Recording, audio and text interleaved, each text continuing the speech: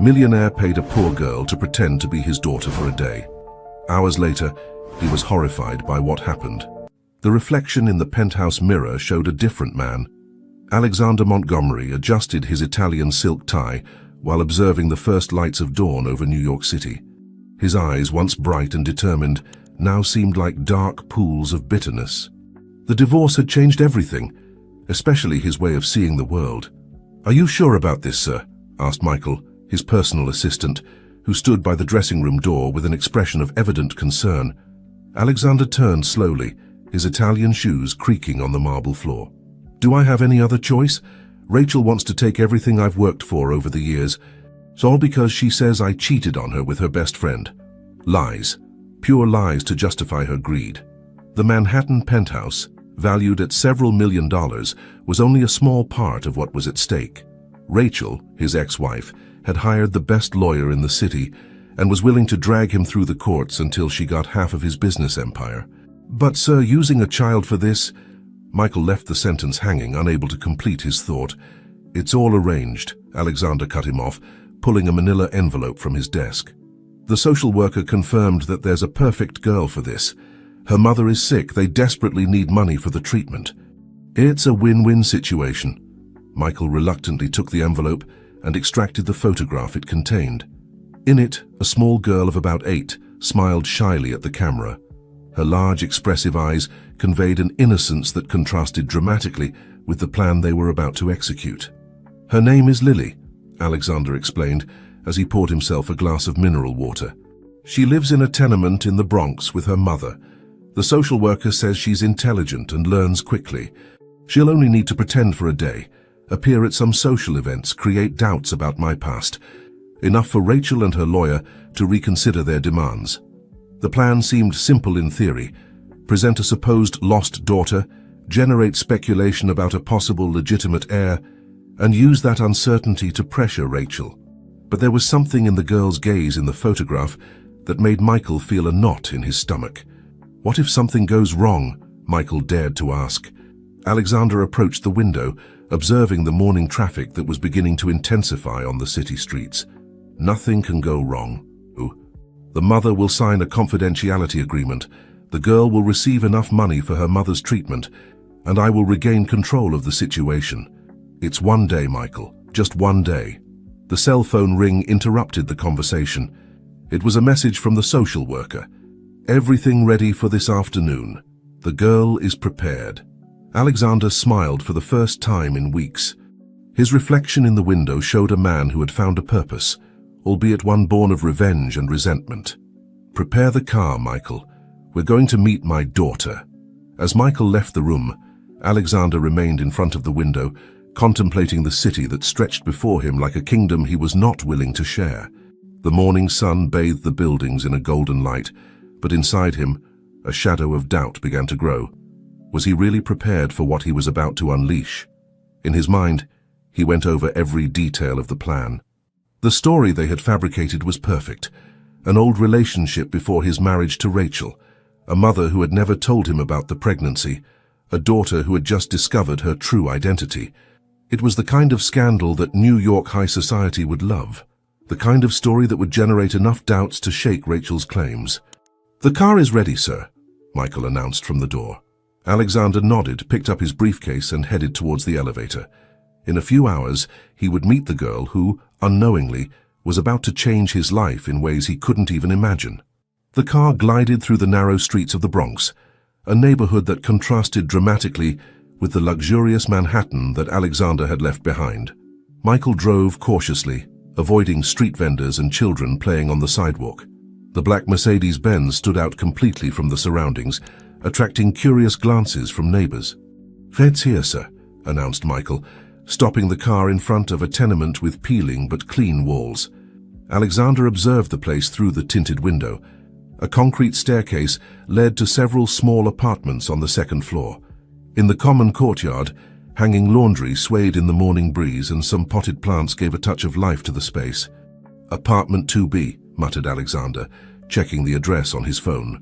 As he climbed the stairs, the businessman felt a mix of emotions he hadn't expected. The sound of his Italian shoes against the worn concrete seemed to amplify each step. He stopped in front of a modest but well-kept door, where a small pot with red geraniums decorated the entrance. Before he could knock, the door opened. A thin woman with evident signs of illness, but with an unbreakable dignity in her posture, greeted them. "Mr. Montgomery, we were expecting you. I'm Sarah, Lily's mother." The interior of the apartment was small but impeccably clean. The walls, though faded, were decorated with children's drawings and some family photographs. An old fan spun slowly on the ceiling, moving the warm morning air. "Where's the girl?" asked Alexander, trying to maintain his professional tone. Sarah turned towards a small room. "Lily, sweetheart, come meet Mr. Montgomery." A small figure emerged timidly from the room. Lily wore a simple but clean dress, and her black hair was carefully combed into 2 braids. Her eyes, large and expressive as in the photograph, curiously studied the elegant man who had invaded her space. "Good morning, sir," she greeted with a soft but clear voice, demonstrating the manners her mother had instilled in her. Something in the girl's gaze left Alexander speechless for a moment. He had expected to find a frightened or perhaps greedy child, but what he saw was a dignity and intelligence that took him by surprise. "Lily," Sarah began, "Mr. Montgomery is the one who's going to help us with my treatment." The girl nodded, demonstrating an understanding beyond her years. "The social worker explained to us that I have to pretend to be your daughter for a day." "Is it like acting in a play?" The innocence of the question hit Alexander like a slap. "Something like that," he responded, clearing his throat. "Would you like to sit down? We need to talk about some important things." Michael, who had remained silent by the door, observed the scene with a mixture of concern and fascination. The girl sat on the old sofa, her feet barely touching the floor while her mother took a seat beside her. "I need you to understand something very important, Lily," Alexander began, adopting a softer tone than he had used in months. "This isn't exactly like a play. It's a special secret that will help us all. Secret. You'll be able to help your mum, and I'll be able to solve some important problems." The girl looked at him intently, absorbing every word. "And I only have to pretend for one day? Like Cinderella at the ball?" The unexpected analogy provoked a small smile from Alexander. "Yes, something like that. But I need you to be very careful with what you say and do. Do you think you can do that?" Lily looked at her mother, who gave her a gentle squeeze on the hand. "Yes, sir, I can do it. My teacher says I'm very good in school plays." "Good," replied Alexander, taking an envelope from his briefcase. "Here's the first part of the agreed payment, Mrs. Sarah. You'll receive the rest when the day is over." Sarah took the envelope with trembling hands. "Thank you, Mr. Montgomery. This means a lot to us." As he observed mother and daughter, Alexander felt a pang of guilt that he tried to ignore. He stood up abruptly. "I'll come for Lily early tomorrow. I need her to be ready at 8 o'clock sharp. Michael will bring a suitable dress and shoes later." Before leaving, Lily called out to him, "Mr. Montgomery, how should I call you tomorrow?" The question stopped him in his tracks. "Dad," he replied without turning around. "Tomorrow you'll call me Dad." The exclusive boutique on Fifth Avenue had not yet opened its doors to the public when Alexander arrived with Lily the next morning. The owner, an elegant French woman named Sophie, was waiting for them personally, having agreed to open early as a special favor for one of her best clients. "Mon Dieu, what an adorable child," Sophie exclaimed upon seeing Lily, who was nervously clutching the skirt of her simple dress. "But we'll need to work hard to turn her into a true society lady." Lily observed with huge eyes the designer dresses adorning the store, her small hands gently brushing the luxurious fabrics as if she feared breaking them. She had never seen so much elegance in one place, and the contrast with her daily life was overwhelming. "I need her to look like my daughter," Alexander explained quietly to Sophie. "She has to look as if she was born with a silver spoon in her mouth." Sophie nodded conspiratorially and began selecting garments. "We'll start with something classic for the morning, then a more formal ensemble for lunch, and finally, this dress will be perfect for tonight's gala." While Sophie and her assistants worked on Lily, Alexander sat in one of the boutique's elegant armchairs, responding to emails on his phone. From time to time, he looked up to observe the transformation taking place in front of him. Dad?" Lily's timid voice pulled him from his thoughts. "Is it okay if I sit down? These shoes are very pretty, but—" Alexander looked at her. Sophie had dressed her in an elegant cream-colored skirt and blazer ensemble, and her patent leather shoes shone like mirrors. Her hair, previously in simple braids, now fell in soft waves over her shoulders. She looked like a porcelain doll, beautiful but uncomfortable. "Sit down," he replied, pointing to the chair next to him. "We need to talk about today." Lily sat down carefully, as if she feared wrinkling her new clothes. Her feet, in designer shoes, barely touched the floor. "Today you'll meet a lot of important people," Alexander began. "They'll ask you questions about your life, about your mother's, about me." "What should I say?" she asked, nervously playing with the edge of her skirt. "You'll say that your mother and I met a long time ago before I married Rachel, that she never told me about you, and that you only recently discovered who your real father was." Alexander paused, carefully observing the girl's reaction. "Can you remember that?" Lily nodded slowly. "And if they ask me about my mum, my real mum, you'll say she lives in Boston and that you prefer not to talk about her." Alexander leaned forward. "It's very important that you don't mention anything about the Bronx or about your mother's illness." The girl frowned. "Why do we have to lie?" The question, so direct and honest, made Alexander tense up. Sometimes adults need to do complicated things to protect what's important." "My mum says lying is wrong," Lily insisted. "And she's right," Alexander replied, feeling a pang of guilt. "But this is different. It's like a play, remember? And you're helping your mum." Sophie interrupted the moment, bringing more outfits for Lily to try on. The girl stood up obediently, but before following Sophie, she paused. "Mr. Montgomery, do you have real children?" The question caught him off guard. "No," he replied dryly. "And you never wanted to have them?" Alexander felt a lump in his throat. Images of past arguments with Rachel about the subject flooded his mind. "That doesn't matter now. Go try on the clothes." As he watched Lily walk away with Sophie, Alexander noticed that his hands were shaking slightly. He took out his phone and dialed Michael. "Is everything ready for lunch?" he asked abruptly. "Yes, sir. The reservation at the club is confirmed. Mrs. Rachel will be there with her friends as every Thursday." "Good," Alexander replied. "Make sure the press is aware. I want all the society papers to cover the news of my lost daughter." He hung up the phone and stared at his reflection in one of the boutique's mirrors. The man looking back at him seemed confident and determined, but in his eyes there was a flicker of doubt he couldn't ignore. What had he become to be using an innocent child in his game of revenge? The sound of Lily's laughter from the fitting room snapped him out of his thoughts. For a moment, she sounded exactly like the child he never had. The Metropolitan Club gleamed under the midday sun. The central fountain cast crystalline sparkles as Alexander's Mercedes pulled up to the main entrance. Michael opened the rear door, and Lily emerged with the grace Sophie had been teaching her all morning. "Remember to keep your back straight," Alexander murmured as they walked towards the entrance. "And don't forget to use the cutlery from the outside in." Lily nodded, concentrating on not tripping in her new shoes. Her sky-blue dress moved softly with each step, and the small pearl necklace Alexander had insisted on buying gleamed at her neck. The maitre d' greeted them with an exaggerated bow. "Mr. Montgomery, your table is ready. Although I must mention that Mrs. Rachel and her companions are in the main hall." "Perfect," interrupted Alexander, a calculating smile crossing his face. "We'll sit in the main hall too." As they crossed the elegant dining room, Lily absorbed every detail in amazement: the crystal chandeliers, the white linen tablecloths, the waiters in their impeccable uniforms. Everything seemed taken out of a movie. "Dad," she whispered, remembering to use the agreed word, "are all those ladies looking at us?"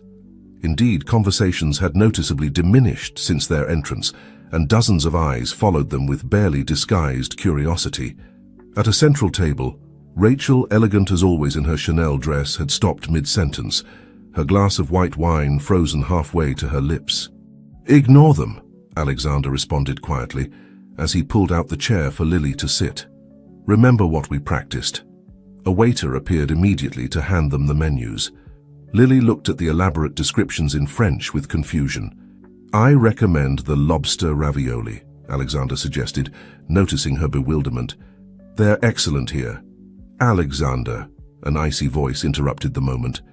Rachel had appeared next to their table, her expensive perfume filling the air. "What a surprise to find you here, and with company." Lily looked up, meeting Rachel's scrutinizing eyes. Alexander's ex-wife studied her as one examines a jewel for flaws. "Rachel," Alexander responded with false cordiality, "allow me to introduce you to Lily, my daughter." The silence that followed was so dense it could be cut with a knife. Rachel visibly paled, her knuckles white around her wineglass. "Your daughter," she repeated, her voice barely a whisper. "I didn't know you had a daughter." "Neither did I until recently," Alexander replied, placing a protective hand on Lily's shoulder. "It's a long story." "I see," said Rachel, regaining her composure. She leaned towards Lily with a smile that didn't reach her eyes. "And how old are you, dear?" 8, Lily replied with the clear voice they had practiced. 8, Rachel repeated, making mental calculations. "How interesting. That means you were born just before your father and I got married."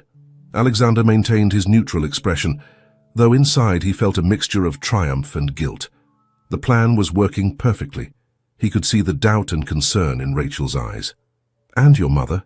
Rachel continued, her tone sweet but venomous. "Where is she now?" Lily hesitated for a moment, her eyes seeking Alexander's. "In Boston?" she finally answered, just as they had rehearsed. "I prefer not to talk about her." Rachel arched a perfectly lined eyebrow. "Of course, dear. It must be complicated." At that moment, Rachel's phone vibrated. She checked it quickly, and a subtle smile appeared on her lips. "If you'll excuse me, I need to make a call." "It was a pleasure to meet you, Lily." As Rachel walked away, Alexander noticed that her hands were shaking slightly as she dialed a number on her phone. He knew exactly who she was calling. Her lawyer. "Did I do well?" Lily asked quietly, nervously playing with her napkin. Alexander looked at her, noticing for the first time how vulnerable she seemed under all the borrowed glamour. "You did perfect," he replied, feeling a pang of remorse. "Now how about we order those ravioli?" But as Lily studied the menu with concentration, Alexander couldn't stop thinking about Rachel's calculating look. He knew her well enough to know that she wouldn't give up so easily. The real battle was just beginning. After lunch, Alexander took Lily to his office on the top floor of a skyscraper on Wall Street. The space, dominated by floor-to-ceiling windows offering a panoramic view of the city, was as imposing as it was cold. The girl walked cautiously, as if afraid of breaking something in this sanctuary of glass and steel. "Is this where you work every day?" Lily asked, pressing her nose against the glass to look at the tiny figures moving in the streets far below. "Yes," Alexander replied distractedly, checking the urgent messages that had arrived during lunch. As expected, the rumor of his lost daughter was already spreading through the city's social circles.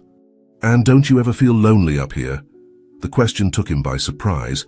He looked up from his phone to find Lily looking at him with a mixture of curiosity and something that seemed to be pity. "I don't have time to feel lonely," he replied dryly. "There's a lot of work to do." Michael entered at that moment carrying a tablet. "Sir, the press is already speculating about the girl. And Mrs. Rachel's lawyer has been calling insistently." "Perfect," Alexander smiled, but his smile faded when he noticed that Lily had found something on his desk. "Who is she?" the girl asked, holding a picture frame that Alexander had forgotten to put away. In the photograph, a young woman smiled at the camera, her dark hair moved by the wind on some distant beach. "Nobody," he replied brusquely, snatching the photo away. "Don't touch things on my desk." Lily's eyes filled with tears at the sudden harshness of his voice. "I'm sorry," she whispered, stepping back. Alexander felt a pang of guilt. "No, I'm sorry. I shouldn't have spoken to you like that." He looked at the photograph once more before putting it away in a drawer. "She was someone I knew a long time ago." "Did you love her?" Lily asked with that direct innocence that only children possess. Alexander remained silent for a moment, lost in memories he thought were buried. "Yes," he finally admitted. "I loved her very much." "What happened to her?" "She left," he answered simply. "Sometimes people leave, Lily. It's part of life." Michael, who had been silently observing the exchange, intervened. "Sir, we need to prepare for tonight's gala. The stylist will arrive in an hour to get the girl ready." Alexander nodded, grateful for the interruption. "Lily, why don't you go with Michael to the rest area? There's a TV there and you can order whatever you want for a snack." Once alone, Alexander took the photograph out of the drawer again. Isabella. It had been almost 10 years since he had last spoken her name out loud. She had left without explanations, leaving only a brief note and that photograph. Shortly after, he had met Rachel, and the rest was history. His phone vibrated with a text message from Rachel. "Very convincing, your little act at the club. But we both know you're lying. I'll see you tonight at the gala." Alexander smiled bitterly. Rachel had always been perceptive, but this time she was playing exactly as he wanted. The more she suspected, the more she would obsess over discovering the truth about Lily, and the less she would focus on her financial demands. Lily's laughter came from the rest area, probably watching some cartoon show. The sound, so pure and genuine, contrasted dramatically with the calculating environment that surrounded him. He approached the door and observed her for a moment. The girl had taken off her new shoes and had her feet tucked under her on the sofa, completely absorbed in the television. For an instant, Alexander allowed himself to imagine what it would have been like to have a real daughter. Someone who would fill these cold spaces with laughter, who would ask uncomfortable questions, who would look at him with eyes full of admiration instead of fear or greed. "Sir?" Michael interrupted his thoughts. "Mrs. Rachel's lawyer insists on speaking with you." Alexander straightened up, adjusting his tie. It was time to return to reality. "Tell him I'll see him tonight at the gala. And Michael, get Lily something sweet from the bakery on the corner. She's earned it." As he returned to his desk, Alexander couldn't help but think about the photo tucked away in the drawer. What would Isabella think of who he had become? Of the man who now used an innocent child as a pawn in his game of revenge? The answer, he suspected, wouldn't please him at all. Evening fell over New York City as the stylist finished preparing Lily for the gala. The lavender-colored dress Sophie had chosen made her look like a fairy tale princess, and her hair was elegantly styled in an updo with small natural flowers. "Can I see myself in the mirror?" Lily asked, practically jumping with excitement. The stylist led her to the full-length mirror in the office's rest area. The girl's eyes widened when she saw her reflection, and for a moment she was speechless. "I look like a real princess," she finally exclaimed, twirling to see how the dress moved. Alexander, who had been observing from the doorway, felt a strange mix of emotions. The girl really seemed to belong in his world now, but there was something deeply disturbing about this transformation. "Mr. Montgomery," Lily called, interrupting his thoughts. "Do you think my mom could see me like this, just for a tiny moment?" "No," he responded, more harshly than he intended. Softening his tone, he added, "You know we can't risk it, but we'll take pictures and you can show them to her later." Lily's smile faltered slightly, but she nodded bravely. "Okay, can you tell me more about the party? Will there be other children?" "It's a charity gala," Alexander explained, sitting in one of the armchairs. "There will be mainly adults, important people from the city. I need you to be on your best behavior." "Like a true lady," Lily recited, repeating the words Sophie had taught her that morning. "Exactly," Alexander nodded. "And remember, if anyone asks you questions about my mom, I say she's in Boston and I don't want to talk about her," Lily completed. Then, in a smaller voice, she added, "Mr. Montgomery, why did the lady at the restaurant look at me like that, as if she was angry with me?" Alexander tensed. "Rachel, she's complicated. You shouldn't worry about her. Was she your wife? Is that why she's sad?" "Sad?" Alexander frowned. "I'm not sad." "Yes, you are," Lily insisted with the certainty of children. "You can see it in your eyes. Like when my mom says she's fine, but I know something hurts her." The observation left him momentarily speechless. How could this child see through the facade he had so carefully constructed? Michael entered at that moment, saving him from having to respond. "The car is ready, sir, and—" He lowered his voice. "Mrs. Rachel has already arrived at the event with her lawyer." Alexander stood up, adjusting his bow tie. "Good. It's time to go, Lily." As they walked towards the elevator, Lily stumbled slightly in her new shoes. Instinctively, Alexander held her arm to prevent her from falling. "Thank you, Dad," she said, and for the first time the words sounded natural on her lips. During the descent to the parking lot, Alexander noticed that Lily was biting her lip, a gesture he had observed when she was nervous. "Are you scared?" he asked, surprising himself with the concern in his voice. "A little," she admitted. "What if I do something wrong? What if I don't help you solve your problems?" Alexander felt as if something was twisting in his chest. "Don't think about that. Just be yourself." "But I thought I had to pretend to be someone else," she replied, confused. The response hit him like a slap of reality. What had he become? What was he doing with this innocent child? The elevator reached the parking lot, and Michael opened the car door. Before getting in, Lily stopped and looked at Alexander. "You know what? My mom always says that the truth is like the sun. Even if you cover it, it always finds a way to come out." The words hung in the air as they got into the car. Alexander looked out the window at the city lights that were beginning to turn on, wondering if tonight the truth would find its way through the shadows he himself had created. The Plaza Hotel glittered under the city's nightlights. A line of luxury cars extended from the main entrance, where New York's elite descended amidst camera flashes and murmurs of expectation. Alexander's Mercedes stopped in front of the majestic marble staircase. "Remember," Alexander whispered to Lily before Michael opened the door, "walk slowly, smile softly, and I'm a true lady," she completed, though her voice trembled slightly. The flashes began as soon as they set foot outside the car. Lily instinctively shrank from the blinding light, and without thinking she sought Alexander's hand. He, surprised by the gesture, automatically took it, feeling how small and fragile her hand was in his. "Mr. Montgomery, is it true you have a secret daughter? What does Mrs. Rachel say about this discovery? Why did you keep the child a secret for so long?" Questions rained from all directions. Alexander maintained his neutral expression, but he noticed that Lily was drawing closer to him, seeking protection. "My daughter and I prefer to maintain our privacy," he responded with a calculated smile. "Tonight we're here to support the Foundation's noble cause." Upon entering the main hall, the contrast between the exterior chaos and the interior elegance was notable. Murano crystal chandeliers sparkled from the ceilings, and the music of a chamber orchestra floated in the perfumed air. "It's like a real palace," Lily whispered, her eyes scanning the marble columns and ceiling frescoes. "Mr. Montgomery," a familiar voice interrupted them. It was Charles Russell, Rachel's lawyer. "What an interesting surprise you've given us." Alexander felt Lily tighten her grip on his hand. "Charles, how nice to see you. Have you met my daughter?" The lawyer studied Lily with calculating eyes. "I hadn't had the pleasure, although I must say the resemblance is peculiar."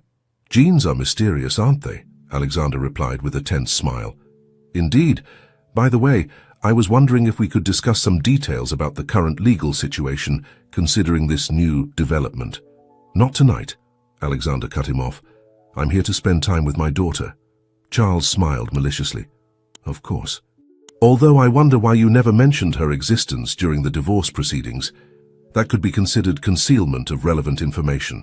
Before Alexander could respond, Lily spoke up. "Excuse me, sir, but you're stepping on my dress." The lawyer stepped back, surprised by the intervention. At that moment, the orchestra began to play a waltz. "If you'll excuse us," Alexander said, "I promised my daughter a dance." He led Lily to the dance floor, where other couples were already moving to the rhythm of the music. He lifted her slightly, allowing her feet to rest on his. "Thank you," he murmured as they began to move with the music. "You were very clever there." "I don't like that man," she replied simply. "He talks like the snakes in movies." Alexander couldn't help but let out a small laugh. "You're more perceptive than you seem." As they danced, he noticed that several eyes were following them. Rachel, from a corner of the room, observed them with a glass of champagne in hand, whispering something to her lawyer. Other guests disguised their curiosity behind apparently casual conversations. "Why is everyone looking at us like that?" Lily asked. "Because they're not used to seeing me happy," Alexander responded without thinking. The answer surprised him as much as it did the girl. Where had that come from? "And are you?" she asked. "Happy?" Alexander looked into Lily's eyes, so full of innocence and genuine curiosity. For a moment, the weight of his plan, his revenge, everything he had built seemed overwhelming. He began, but was interrupted by the sound of breaking glass. Rachel had dropped her glass, and now she was approaching them with determined steps, her red dress waving like a war flag. The real battle was about to begin. Rachel stopped in front of them, her presence interrupting the waltz like a dark cloud blocking the sun. The music continued, but around them a circle of silence had formed, the guests pretending not to observe while absorbing every detail. Alexander, her voice was soft but as sharp as broken glass. Would you grant me a moment? In private. Lily instinctively clung to Alexander's arm, but he knew he couldn't avoid this confrontation. He leaned towards the girl and whispered, "Stay with Michael. I'll be back in a moment." Michael appeared instantly, as if he had been waiting for the signal. As he walked away with Rachel towards a side terrace, Alexander noticed that Charles Russell was discreetly following them. The night air was cool, and New York City glittered below them like a sea of lights. Rachel waited until the glass doors closed behind them before speaking. "Did you really think I wouldn't find out?" she began, her voice trembling with contained anger. "That you could present any girl and pass her off as your daughter?" Alexander maintained his neutral expression. "I don't know what you're talking about." "Please," Rachel let out a bitter laugh. "I hired private investigators. They've been following you all day. I know exactly where you got that girl from." Alexander's heart raced, but his face betrayed no emotion. "And what do you think you've discovered?" "The Bronx," Rachel pronounced as if the word were poison. "A tenement in the Bronx. A sick mother. How much did you pay her? How much does it cost to rent a daughter these days?" Charles Russell approached, holding a tablet. "We have photographs, Alexander, of your visit this morning, of the transformation at the boutique. Everything. We also have something more interesting," Rachel continued, her smile turning predatory. "Hospital records. The girl's mother has a rather serious condition, doesn't she? It would be a shame if something were to interrupt her treatment." Alexander took a threatening step towards her. "You wouldn't dare." "Wouldn't I?" Rachel replied, not backing down. "To expose your farce? To show the world the kind of man you really are? Or are you more concerned about what might happen to that poor woman when the hospital discovers certain irregularities in her payments?" Inside the hall, through the glass doors, Alexander could see Lily talking with Michael. The girl looked frequently in his direction, concern evident on her face. "What do you want?" he finally asked, his voice low and controlled. "What I've always wanted," Rachel responded. "My fair share, 50% of everything, and I want you to publicly admit that you tried to deceive everyone with this lost daughter farce. That would destroy my reputation." "Exactly," Rachel smiled. "Like you destroyed mine when you accused me of infidelity in front of all our friends." Charles intervened, his voice professionally neutral. "We have the documents prepared. We can resolve this right now, discreetly, or we can let the press enjoy the scandal." Alexander looked back towards the hall. Lily was now alone. Michael had been called away by another guest. The girl looked small and vulnerable amid so much luxury and falsehood. "Give me an hour," he finally responded. "I need to get the girl out of here first." 30 minutes, Rachel countered, "and if you try anything—" "I won't," Alexander cut her off. "But don't involve the girl or her mother in this. It's between you and me." Rachel studied him for a moment, as if trying to decipher if there was anything more behind his apparent surrender. 30 minutes, she repeated. Not a second more. As he returned to the hall, Alexander felt the weight of each step. How had it come to this? At what point had his desire for revenge turned into something that could hurt an innocent child and her sick mother? Lily greeted him with a smile that broke his heart. "Is everything okay, Mr. Dad?" "No," he responded honestly, surprising himself. "It's not okay, and we need to talk." Alexander led Lily to a small side room, away from the bustle of the party. It was an elegant but intimate room, with antique portraits on the walls and large windows overlooking a moonlit garden. Michael discreetly followed them, staying near the door to ensure their privacy. "Did I do something wrong?" Lily asked, her voice small and worried. The lavender dress now seemed too heavy on her shoulders, as if all the pretense was finally taking its toll on her. Alexander knelt in front of her, coming to her eye level. For the first time that day, perhaps for the first time in years, he completely dropped his mask. "No, Lily, you haven't done anything wrong," he began, his voice breaking slightly. "It's me who has been doing things wrong, very wrong." The girl looked at him with those eyes that seemed to see right through all his defenses. "Is it because of the lady in the red dress? She seems very angry."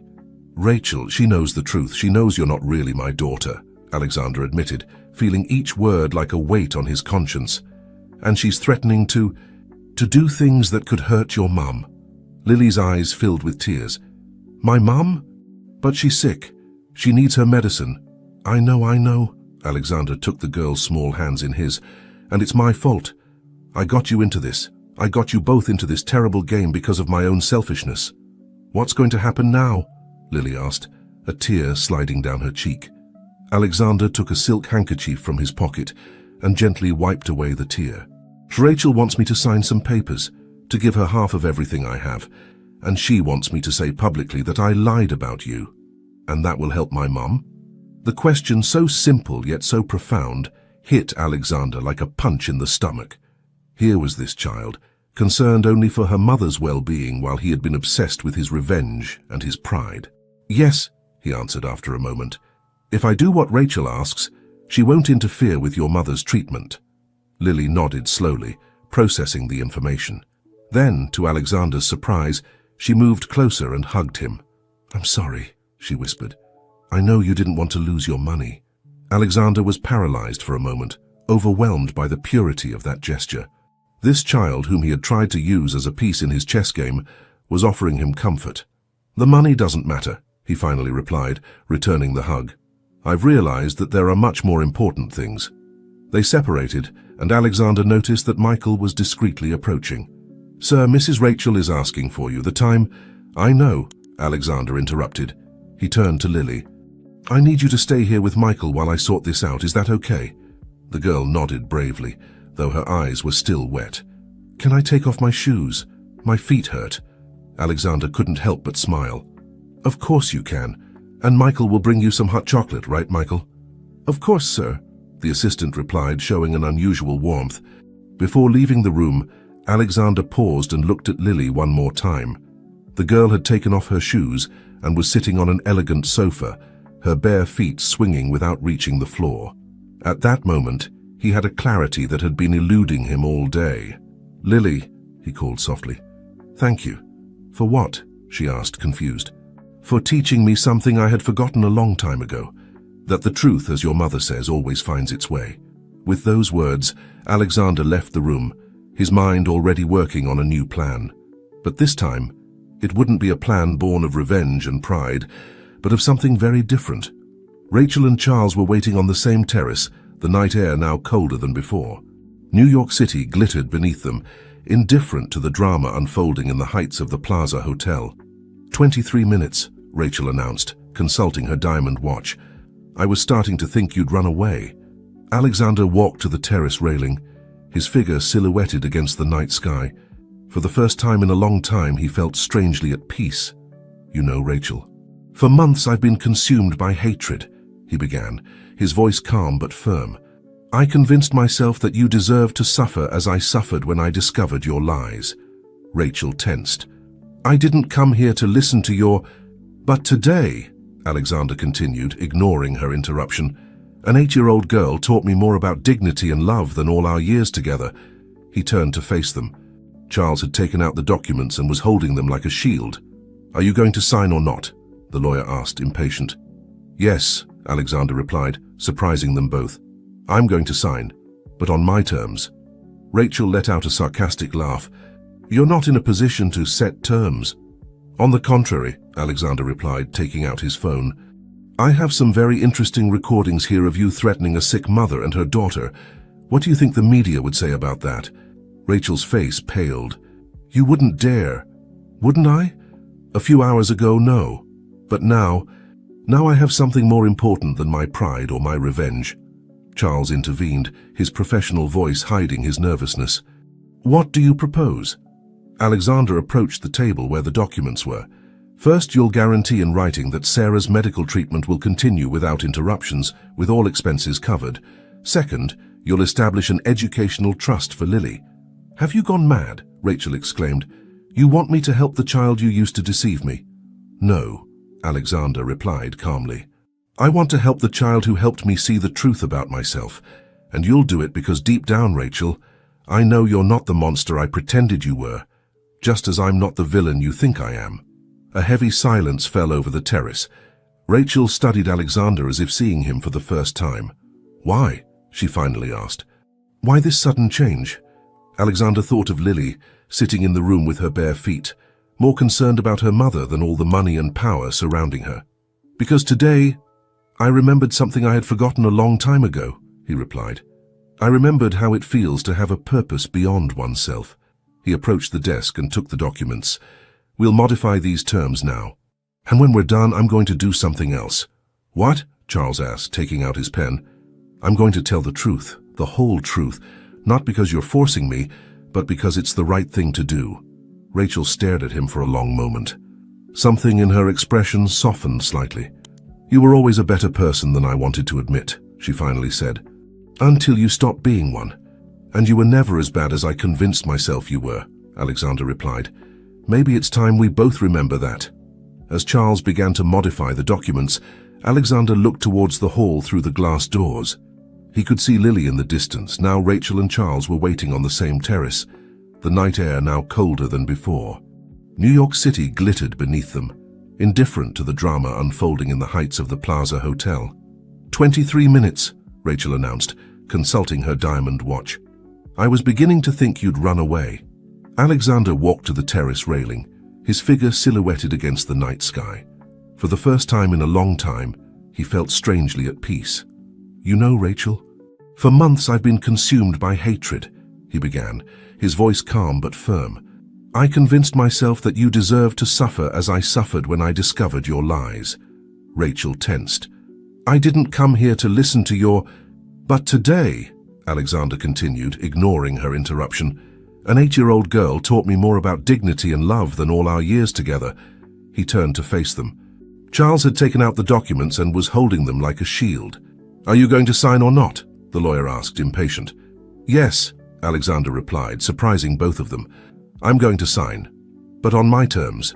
Rachel let out a sarcastic laugh. You're not in a position to set terms. On the contrary, Alexander replied, taking out his phone. I have some very interesting recordings here of you threatening a sick mother and her daughter. What do you think the media would say about that? Rachel's face paled. You wouldn't dare. Wouldn't I? A few hours ago, no. But now I have something more important than my pride or my revenge. Charles intervened, his professional voice hiding his nervousness. What do you propose? Alexander approached the table where the documents were. First, you'll guarantee in writing that Sarah's medical treatment will continue without interruption, with all expenses covered. Second, you'll establish an educational trust for Lily. Have you gone mad? Rachel exclaimed. You want me to help the child you used to deceive me? No, Alexander replied calmly. I want to help the child who helped me see the truth about myself, and you'll do it because deep down, Rachel, I know you're not the monster I pretended you were, just as I'm not the villain you think I am. A heavy silence fell over the terrace. Rachel studied Alexander as if seeing him for the first time. Why? She finally asked. Why this sudden change? Alexander thought of Lily sitting in the room with her bare feet, more concerned about her mother than all the money and power that surrounded her. Because today, I remembered something I had forgotten a long time ago, he replied. I remembered what it feels like to have a purpose beyond oneself. He approached the desk and took the documents. We'll modify these terms now, and when we're done, I'm going to do something else. What? Charles asked, taking out his pen.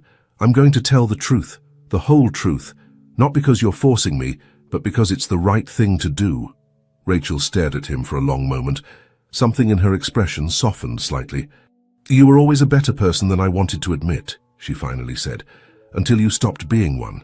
And you were never as bad as I convinced myself you were, Alexander replied. Maybe it's time we both remember that. As Charles began to modify the documents, Alexander looked towards the hall through the glass doors.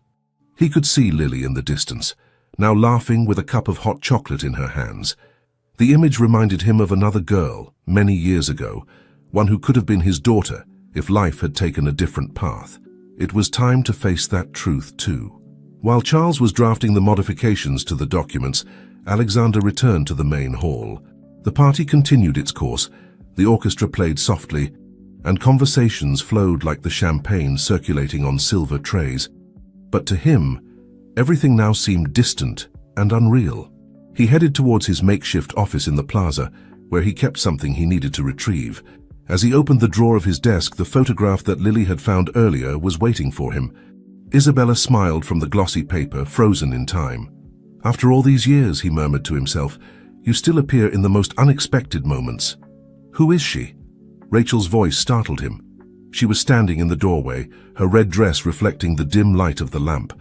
For a moment, Alexander considered putting the photo away, keeping that secret buried as he had done for so long. But something had changed in him. Isabella, he replied, extending the photograph towards Rachel. I met her a year before I met you. Rachel took the photograph cautiously, as if it might burn her. Her eyes softened as she recognized something in the image. She looks like Lily, Alexander completed. That was the real reason I chose her. Not just because I needed a girl for my plan, but because when I saw her, it was like seeing the ghost of what could have been. Rachel sat in one of the armchairs, the photograph still in her hands. You never told me about her. I never told anyone about her, Alexander admitted, sitting across from Rachel. Isabella was pregnant when she left. I never knew if you had a daughter, Rachel finished, finally understanding. That's why this whole theater with Lily affected you so much. Alexander nodded, feeling the weight of years of silence leave his shoulders. When I first saw her, with those same eyes, that same gesture when smiling, I convinced myself that she was the perfect instrument for my revenge. But in reality, I was trying to fill a void that I hadn't even allowed myself to recognize. Did you ever look for her? Rachel asked, her voice surprisingly gentle. I tried at first, but she didn't want to be found. She left a letter saying she needed to get away, that she couldn't live the life I had planned for us. He paused, lost in memories. When I met you, I thought I had left all that behind. Rachel put the photograph on the desk, and I thought I had found the perfect man. We both deceived ourselves, didn't we? Maybe that was our mistake, Alexander reflected, trying to be perfect instead of being honest. A soft knock on the door interrupted the moment. It was Michael. Sir, the girl is asking for you. She's worried. Alexander stood up, but before leaving, he turned to Rachel. There's something else I need to do tonight, and I need your help. Rachel looked at him curiously. My help? For what? To do the right thing for once. Not for revenge, not for pride, but for Lily and her mother. He paused for a moment, considering his next words. And also for Isabella, wherever she is. Rachel stood up, smoothing her dress with an automatic gesture. You know this will change everything, right? Once the truth comes out. I know, Alexander replied. But as Lily said, the truth is like the sun, it always finds its way. As they walked back to the main hall, Alexander felt that each step was taking him not only towards Lily, but also towards a version of himself that he had lost long ago. A version that perhaps could still be redeemed. The main hall of the Plaza Hotel bustled with the energy of New York's high society. Conversations mingled with the orchestra's music, creating a symphony of power and privilege. Alexander observed the scene from the entrance, aware that he was about to alter the course of many lives, including his own. Are you sure about this? Rachel asked, remaining by his side, her red dress like a warning signal. For the first time in a long time, yes, he replied, adjusting his bow tie. Michael, where's Lily? In the side room, sir, as you requested. Sarah, her mother, has just arrived. Alexander turned in surprise. Sarah? I didn't. It was me, Rachel interrupted. I had her brought here. If we're going to do this, let's do it right. For a moment, Alexander saw in his ex-wife's eyes a glimpse of the woman he had fallen in love with years ago. He nodded silently, grateful. Sarah appeared in the doorway of the side room, visibly uncomfortable in such a luxurious environment. She wore a simple but dignified dress, probably the best she had. Beside her, Lily, still in her lavender dress, but now with her shoes back on, hugged her tightly. Mr. Montgomery, Sarah greeted with a trembling voice. Mrs. Rachel insisted I come, although I don't understand. You'll understand soon, Alexander replied. He turned to Michael. Is everything ready? Yes, sir. The journalists are in place and the microphone is prepared. Alexander took a deep breath and walked to the center of the hall. The orchestra stopped playing and an expectant silence spread through the room. All eyes turned to him, waiting for the next act of the drama that had been unfolding all night. Ladies and gentlemen, he began, his voice clear and firm, I have gathered you here tonight under false pretenses. A murmur ran through the room. Lily, from her position next to her mother, looked at him with a mixture of concern and curiosity. Many of you will have heard rumors about my supposed lost daughter, he continued. Those rumors, which I myself helped spread, are false. The murmur intensified. Camera flashes began to go off. "This child," he pointed towards Lily, "is not my biological daughter. She is an extraordinary girl who, along with her mother, became entangled in a plan born of my wounded pride and desire for revenge." Sarah hugged Lily more tightly, but the girl kept her eyes fixed on Alexander, as if understanding that something important was happening. "But today," Alexander continued, his voice softening, "this little one has taught me more about honesty, dignity, and true love than all my years in the business world." He approached where Sarah and Lily were standing, aware of every gaze that followed him. "I owe you both an apology," he said, addressing them directly but allowing everyone to hear. "For involving you in my personal problems, for using your need for my own ends." Then he turned to Rachel, who remained nearby, her expression unreadable. "And I owe you an apology too, Rachel. You weren't the monster I convinced myself you were, just as I wasn't the saint I pretended to be." The silence in the hall was absolute. Even the waiters had stopped, champagne trays forgotten in their hands. "But tonight is not just about apologies," Alexander continued. "It's about doing the right thing." He took an envelope from his jacket and handed it to Sarah. "This is the trust that will guarantee the medical treatment you need and Lily's education. Not as part of a deal, not as payment for your silence, but because it's the right thing to do." Tears were flowing freely down Sarah's cheeks. Lily, however, was smiling. "I knew you were good," the girl said, loud enough for several nearby guests to hear. "You were just a little lost."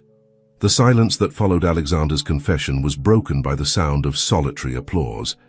To everyone's surprise, it came from Charles Russell, Rachel's lawyer, who had been observing the entire scene from a corner of the room. "Bravo, Alexander," he said, approaching with measured steps. "A touching spectacle, but I wonder if your shareholders will appreciate this demonstration of honesty as much." Rachel stepped forward, her red dress waving like a cape. "The shareholders will appreciate the truth more than a prolonged scandal, don't you think, Charles?" The murmurs in the room increased. Journalists were frantically writing on their devices, while photographers captured every moment. New York high society would have a topic of conversation for months. Lily gently released herself from her mother's embrace and walked towards Alexander. Her lavender dress, though still elegant, showed the wrinkles of a long and emotional night. "Does this mean I don't have to pretend anymore?" she asked, her voice clear amidst the general murmur. Alexander knelt in front of her, ignoring the cameras capturing the moment. "No, little one, no more pretending. No. And I thank you for teaching me that the truth, even if it hurts, is better than the most elaborate lie. And my mum will be okay," she insisted, her big eyes full of concern. "Your mum will receive the best treatment," Rachel intervened, surprising everyone. "I'll personally make sure of it." Sarah, who had been observing everything with silent tears, approached Rachel. "Mum, I don't understand. Why?" Rachel looked at the photograph she was still holding in her hand, the image of Isabella, before responding. "Because sometimes we need to remember our humanity, and your daughter helped us all do just that." The guests began to disperse, forming small groups discussing the night's events in low voices. The orchestra, sensing the mood, began to play a comforting melody softly. Michael discreetly approached Alexander. "Sir, the press is requesting a formal conference, and the board of directors is already convening an emergency meeting for tomorrow." "Let them wait," Alexander replied, not taking his eyes off Lily, who was now yawning discreetly. "There are more important things now." He turned to Sarah. "Would you allow me to take you home? It's been a very long night, especially for Lily." Sarah nodded, but before they could move, the girl spoke again. "Mr. Montgomery, will I see you again?" The question, so simple and direct, hit Alexander with unexpected force. He looked at Sarah, seeking her approval before responding. "If your mother agrees, I'd like to continue being part of your lives, not as a false father but as a friend, someone who owes you much more than money or promises. You could come see my school plays," Lily suggested with a tired smile, this time without having to pretend. Rachel, who had been observing the exchange, approached Sarah. "We have a lot to discuss about the treatment and the trust. How about we meet tomorrow? No lawyers, no pretenses, just two women talking." As the group headed towards the exit, the last guests watched them with a mixture of amazement and curiosity. The story that would circulate in social circles wouldn't be one of scandal or revenge, but of something deeper and more meaningful. In the lobby, as they waited for Michael to bring the car around, Lily took off her elegant shoes again. "You know," she said, looking at the shoes in her hands, "they're very pretty, but I prefer my old sneakers." "Authenticity is always more comfortable than pretense," Alexander replied, surprising himself with the wisdom of his words. The following morning dawned with the headlines Alexander had expected. Tycoon confesses elaborate hoax, the Montgomery deception, the girl who changed a millionaire's heart. Photographs from the gala occupied the front pages of all the society papers, but the one that caught the most attention was the image of Lily, barefoot and smiling, next to a visibly transformed Alexander.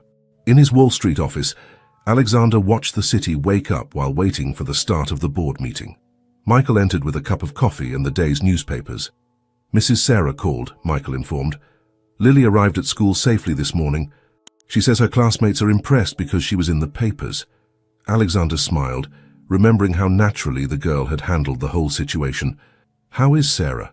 "She has her first appointment at the new clinic this afternoon. Mrs. Rachel has already coordinated all the paperwork." A knock on the door interrupted the conversation. Rachel entered, dressed in an impeccable business suit, very different from the dramatic red dress of the night before. "The board of directors is waiting," she announced, "and they're not happy." "Since when do you care what the board thinks?" Alexander asked, raising an eyebrow. "Since I decided to help you face them," she replied, surprising him. "After all, I'm still a major shareholder." Alexander looked at her curiously. "Why would you do that?" Rachel approached the window, observing the city next to him. "Because last night I saw something I thought you had lost a long time ago, your humanity. And because that child reminded me why I fell in love with you in the first place. My ability to spectacularly mess things up," he joked, trying to lighten the moment. "Your ability to do the right thing, even if it's late and in the most complicated way possible," she corrected with a small smile. Michael coughed discreetly. "Sir, this also arrived." He extended a simple envelope without a return address. Alexander opened it curiously. Inside was an old photograph and a brief note. His face paled as he recognized the handwriting. "Isabella?" Rachel asked, noticing his reaction. Alexander nodded, reading the note silently. After a moment he looked up, his eyes bright with contained tears. "She says she saw the news, that I finally found what I was looking for, though not in the way I expected." He paused, taking a breath. "And that our daughter is fine, that she's happy." Rachel took the photograph that accompanied the note. In it, a young woman of about 17 smiled at the camera, her eyes identical to her mother's. "She looks like you," she said softly. "She looks like Lily," Alexander corrected. "Now I understand why seeing her affected me so much. Somehow fate gave me a second chance to do things right." "Are you going to look for them?" Rachel asked. Alexander carefully put away the note and photograph. "No, Isabella is right. Sometimes the best love you can give is to respect the distance others need." He looked towards the boardroom where the executives were waiting. "Besides, I have a promise to keep to a little girl who taught me more about truth in one day than all these years of corporate lies." "Speaking of promises," Michael interjected, "Lily mentioned something about a school play next week. Apparently she plays a warrior princess who saves her kingdom by being honest." Alexander and Rachel exchanged an amused look. "What?" he asked. "Does life imitate art, or does art imitate life?" "In this case," Rachel replied, heading towards the boardroom, "I think life has surpassed any play." The boardroom vibrated with contained tension. The members of the board of directors, seated around the enormous mahogany table, looked at Alexander with a mixture of disbelief and disapproval. The screens on the walls displayed graphs of the company's stock, which had experienced a slight drop following the previous night's events. "Do you have any idea of the damage you've caused to the company's reputation?" Rodriguez, the oldest board member, began. "Years of building an image of integrity and professionalism for what? To throw it away over an attack of conscience?" Rachel, strategically seated to Alexander's right, intervened before he could respond. "If I may, I think you're approaching this from the wrong angle." "Oh, really?" Rodriguez replied sarcastically. "And what would be the right angle to view this disaster?" Alexander stood up slowly, resting his hands on the table. "The human angle," he responded with a calmness that surprised everyone. "For years we've prided ourselves on being a company that values integrity. Last night, for the first time, I truly practiced what we preach." At the cost of millions in market value? Another board member protested. To the benefit of something much more valuable, Rachel interrupted, projecting a presentation she had prepared overnight onto the screens. Observe this. The screens displayed newspaper headlines and online reports, not just the expected articles about the scandal, but also stories about redemption, honesty, and personal transformation. Social media was full of positive comments about the courage to admit mistakes publicly. In the last 12 hours, Rachel continued, we've received more positive mentions than in the last 6 months combined. People are tired of faceless corporations and untouchable executives. They want to see humanity, authenticity. Michael, who had been monitoring his tablet, looked up. Gentlemen, the stocks are beginning to recover, and 3 of our biggest clients have just confirmed that they maintain their trust in the company, specifically citing the integrity demonstrated in difficult times. Alexander took control of the presentation. I'm not here to apologize for telling the truth. I'm here to propose a new path. He projected a new set of slides. This is the plan for the new corporate social responsibility program that Rachel and I have designed. The screens showed details of an initiative to support low-income families with medical needs, starting with Sarah's case as a pilot project. What began as a personal mistake, Alexander explained, can be transformed into something positive for the entire community. A reflective silence fell over the room. Finally, Rodriguez spoke again, but his tone had changed. And the girl, Lily, what role does she play in all this? None, Alexander replied firmly. She will return to her normal life, with the support she needs but out of the public eye. We will never use anyone, especially a child, for our corporate purposes again. Rachel smiled discreetly, remembering how this same man just days ago had planned to use Lily as a piece in his corporate chess game. Gentlemen, Alexander continued, yesterday an 8-year-old girl taught me that true strength isn't in keeping up appearances, but in having the courage to be honest, even when it costs us. I propose that we turn that lesson into the new foundation of our company. Alexander's phone vibrated with a text message from Sarah. Lily asks if she'll be able to see you at her school play. She plays a princess who saves her kingdom with the truth. As the board members discussed the details of the new program, Alexander looked out the window at the city, stretching under the blue New York sky. Somewhere out there, a little girl was in her classroom, probably practicing her lines for a school play, not knowing that she had changed not only her life, but the lives of everyone around her. He approached the door and observed her for a moment. The girl had left her new shoes aside and had her feet tucked under her on the sofa, completely absorbed in the television.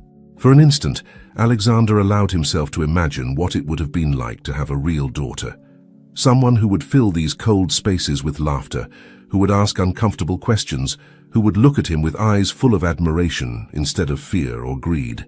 Sir, Michael interrupted his thoughts. Mrs. Rachel's lawyer insists on speaking with you. Alexander straightened up, adjusting his tie. It was time to return to reality.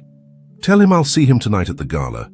And Michael, get Lily something sweet from the bakery on the corner. She's earned it. As he returned to his desk, Alexander couldn't help but think about the photo tucked away in the drawer. What would Isabella think of who he had become? Of the man who now used an innocent child as a pawn in his game of revenge? The answer, he suspected, wouldn't please him at all. A week after the gala, the auditorium of the public elementary school in the Bronx buzzed with activity. Parents settled into folding chairs, some holding cell phones ready to record, others fanning themselves with the event programs. In the last row, almost going unnoticed, Alexander and Rachel sat next to Michael. The contrast between their elegant suits and the modest surroundings was evident, but there was something different about their presence, a humility that hadn't existed before. Who would have thought we'd end up at a school play in the Bronx? Rachel whispered, observing the worn but clean curtain decorating the stage. Who would have thought we'd come together? Alexander replied, a small smile on his lips. Sarah, seated in front of them, turned with concern. I hope you don't mind how simple everything is. It's not like the galas you're used to. It's perfect, Rachel interrupted sincerely. Sometimes true elegance is in simplicity. The lights began to dim, and a murmur of expectation ran through the auditorium. Lily's teacher appeared in front of the curtain, holding a microphone that crackled slightly. Welcome to our presentation of The True Princess, she announced. An original play written by our third-grade students. The curtain opened, revealing a stage decorated with painted cardboard representing a castle. Lily appeared dressed with a golden paper crown and a simple but creative dress, very different from the elegant lavender dress from the gala. Long ago, Lily began with a clear and confident voice, in a kingdom where lies had become as common as the air they breathed, lived a princess who discovered that truth was the most powerful magic of all. Alexander felt a lump in his throat. The story, though simplified for children, resonated with a truth that touched him deeply. On stage, Lily played a princess who discovered that her kingdom was sick because no one dared to tell the truth. Through her honesty and courage, she began to heal not only her people, but also the hardened hearts of those around her. "She reminds me of someone," Rachel murmured, her eyes bright with contained tears. During the intermission, Michael discreetly checked his phone. "Sir, the medical aid program has already been approved by all departments. We can start next week." Alexander nodded, but his attention was on the stage, where Lily was preparing for her final scene. The girl saw him and discreetly waved, a genuine smile lighting up her face. "You know," Sarah commented quietly, "since that night at the gala, Lily has been different, more confident. She says that if a millionaire can admit his mistakes, we can all be brave and tell the truth." The play continued, reaching its climax when the princess confronted the royal council, revealing all the lies that had sickened the kingdom. Lily's words, though part of a school script, carried a special weight. "Sometimes," she declaimed, looking directly to where Alexander was seated, "we need someone small to remind us of the great truths we have forgotten." At the end of the play, as the audience applauded, Alexander noticed he wasn't the only one moved. Rachel was discreetly wiping away a tear, and even Michael seemed touched. Backstage after the presentation, Lily ran towards them, still wearing her paper crown. "Did you like it? Was I a good princess?" "The best," Alexander replied, kneeling to be at her eye level. "A princess who taught us all a very important lesson." "About telling the truth?" she asked, adjusting her crown. "About that and something more," Rachel intervened. "About how sometimes the wisest teachers come in the smallest packages." After the play, the school organized a small celebration in the courtyard. Simple tables decorated with colored crepe paper held homemade cakes and fruit punch.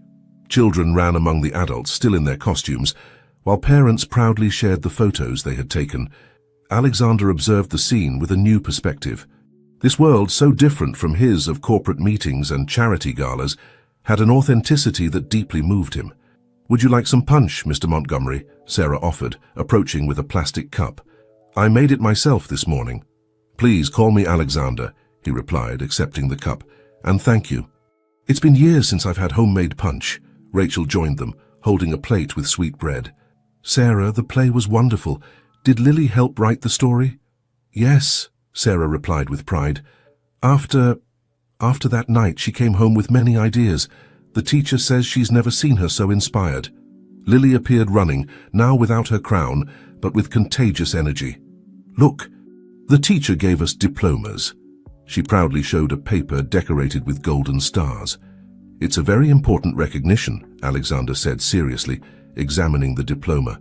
"We should frame it." "Like the ones you have in your office?" Lily asked, remembering the titles and recognitions she had seen on the walls of the corporate penthouse. "No," he replied, smiling. "This one is more special. You earned this by being yourself." Michael, who had been discreetly in the background, approached with news. "Mrs. Sarah, I've just received confirmation. The clinic is ready to begin your new treatment next week." Sarah's eyes filled with tears. "I don't know how to thank you for everything you've done." "Don't thank us," Rachel interrupted. "If anyone should be thankful here, it's us." She looked meaningfully at Lily. "Some angels come disguised as warrior princesses." Lily, who had been listening to the conversation, frowned thoughtfully. "Mr. Alexander, why do adults complicate things so much?" The question provoked laughter in the group, but Alexander considered it seriously. "I suppose sometimes we forget what's really important. We get lost in lies we believe are necessary. In pride we think we must defend. But the truth is easier," Lily insisted. "Like in my play. If everyone tells the truth, everything gets fixed." "Out of the mouths of babes," Rachel murmured, sharing a knowing look with Alexander. The afternoon began to fall over the school courtyard, painting the sky in golden and pink hues. The children continued playing, their laughter mixing with the adults' conversations. It was a moment of peace, of simplicity, so different from the tensions of the previous week. "You know," Lily said, as she nibbled on a piece of sweet bread, "I like the pretty dress and the shiny shoes, but I prefer this." "The sweet bread?" Alexander joked. "No," she replied, serious. Being like this all together without having to pretend anything. Sarah hugged her daughter, and for a moment no one spoke. The silence was full of shared understanding, of lessons learned and truths rediscovered. "Lily," Alexander finally said, "would you like to come next weekend to plant a garden on the terrace of my office? I think it needs a bit of real life among all that glass and steel." The girl's eyes lit up. "Can we put flowers of all colors? And maybe a small tree?" "Whatever you want," he replied. "It's time for that place to have a bit of the truth and beauty that you taught us to see." Saturday dawned with a special clarity over New York City. On the terrace of the corporate building, Alexander, dressed casually in jeans and a simple shirt, supervised the arrival of plants and gardening materials. It was the first time in years that anyone had seen him without a suit, and Michael still did double takes every time he passed by him. "Are you sure about this?" Rachel asked, who had arrived early to help, also dressed casually. "Converting the executive terrace into a garden?" "As sure as I was about hiring a child to pretend to be my daughter," Alexander joked, and then turned serious. "But this time, it's for the right reasons." The elevator opened, revealing Lily and Sarah. The girl wore small gardening overalls and gloves that were too big for her. Her eyes widened at the sight of the number of plants waiting to be planted. "There are so many," she exclaimed, running towards the containers full of colorful flowers. "Are they all for the terrace?" "And this," Alexander added, pointing to a corner where a small jacaranda tree waited. "I thought we could give this place a bit of purple shade." Michael appeared with a tray of lemonade and snacks. "The soil and tools are ready, sir. Shall we begin?" What followed was a morning unlike any other in the history of the corporate building. Lily directed operations with the same seriousness with which she had played her warrior princess, assigning tasks and deciding where each plant would go. "The roses here," she indicated, "because they need lots of sun, and the hydrangeas there, because my mum says they like shade." Rachel, with dirt on her cheeks and a genuine smile, worked alongside Sarah preparing spaces for the flowers. The social distance that once existed between them had vanished in the shared task. "You know," Rachel commented to Sarah as they planted some daisies, "I never thought I'd find so much peace doing something so simple." Sarah nodded understandingly. Sometimes the best medicines are the simplest ones. Alexander, meanwhile, struggled with the jacaranda tree under Lily's expert direction. "Deeper," she instructed. "The roots need space to grow strong." "Like truths," he replied, remembering her words about the sun and truth. By mid-morning, as the sun began to warm more strongly, Michael brought more refreshments and joined the work. His impeccable suit finally showed signs of labor, but he didn't seem to mind. "Sir," he said quietly to Alexander as he helped with some pots, "the board of directors is asking if you'll be ready for Monday's meeting." Alexander looked around the transformed terrace. Where once there was only concrete and metal, now a garden full of color and life flourished. Lily laughed as Rachel taught her how to properly water the plants, and Sarah watched with a serene smile. "I'll be more than ready," he replied. "In fact, I think we'll have the meeting here in the garden." "In the garden?" Michael looked scandalized. "But the protocol kept us locked in glass boxes for too long," Alexander interrupted. "It's time for this company to breathe fresh air, literally." Lily came running up, her cheeks red from effort and excitement. "Look, the first flowers are already coming out." Indeed, some buds were beginning to open under the morning sun. It was as if nature itself wanted to celebrate the transformation of the space. "Just like you," Rachel said, wiping sweat from her forehead.